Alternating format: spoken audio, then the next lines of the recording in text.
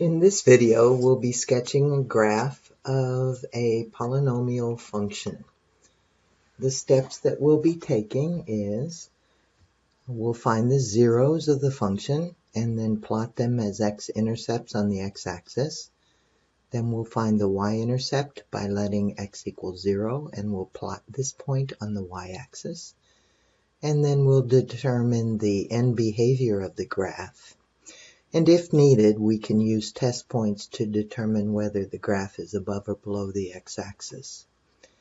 The example that we'll be working with is f of x equals x cubed plus 3x squared minus 13x minus 15. Since this function is not in factored form, we're going to need to use some of the tools that we've learned to find the zeros of the function. The first one that I'm going to use is our rational roots theorem, and it says that possible rational roots will be of the form p over q, where p is factors of our constant term.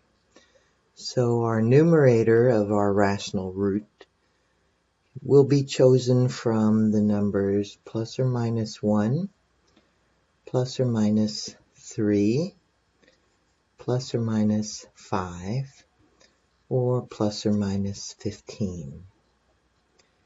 The denominator of our roots will be chosen from factors of the lead coefficient, which in this case is 1, so plus or minus 1.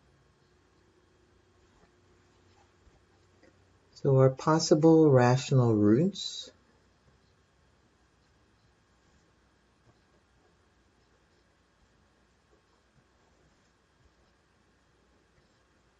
are plus or minus 1, plus or minus 3, plus or minus 5, and plus or minus 15. I'm also going to use Descartes' rule of signs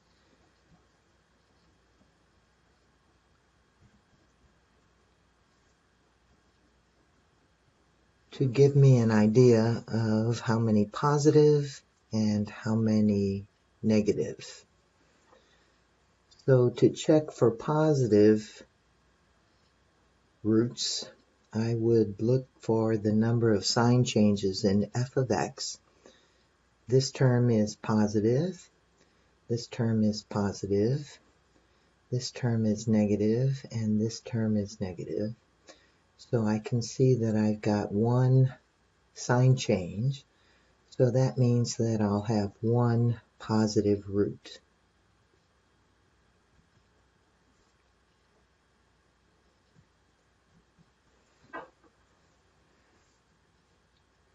So let me go ahead and check positive numbers to see which of these will be a root of my function.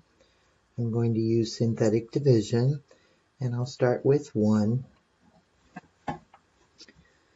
My coefficients are 1, 3, negative 13, and negative 15.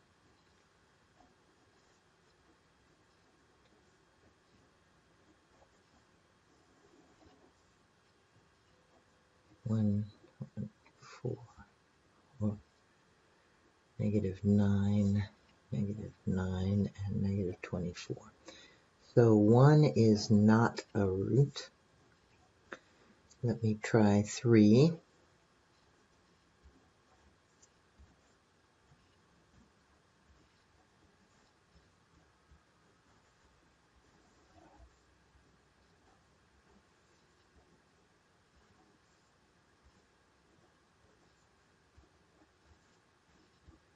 All right, so we have a 0 remainder. That means that 3 is a root of this function. It also gives me a second degree equation. Since this is third degree, I can take these numbers and write them with our variables now put back in. So 1x squared 1x squared plus 6x plus 5. Now I can factor this pretty easily. I'll have x plus 5 and x plus 1. So this factor tells me that x equals negative 5 is a root, because I can write this as x minus a negative 5.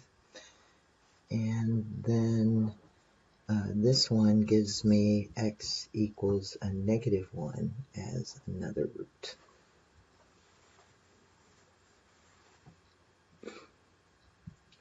My y-intercept I can find by letting x equal 0. So I'll have 0 plus 0 plus 0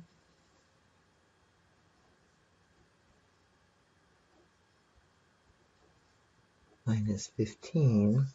So y equals negative 15 is my y-intercept. Let's look at our end behavior of our graph. This graph behaves like y equals, and the dominant term is x cubed, so it behaves like y equals x cubed, which we know, since this is an odd exponent, it'll be right arm up and left arm down.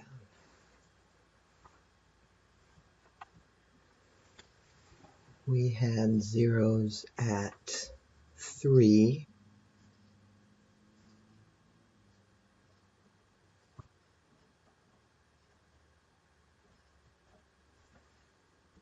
negative 5,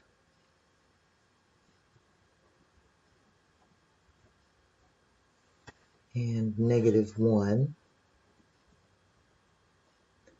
All of these zeros occurred once, so they're odd multiplicity, since 1 is an odd number.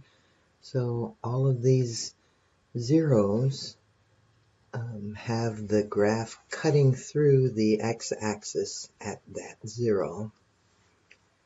And then my end behavior, I'm going to sketch the right arm is going to end up going up, and the left arm is going to go down. So I should be able to go ahead and, oh, my y-intercept is at negative 15. So let me just indicate that right here.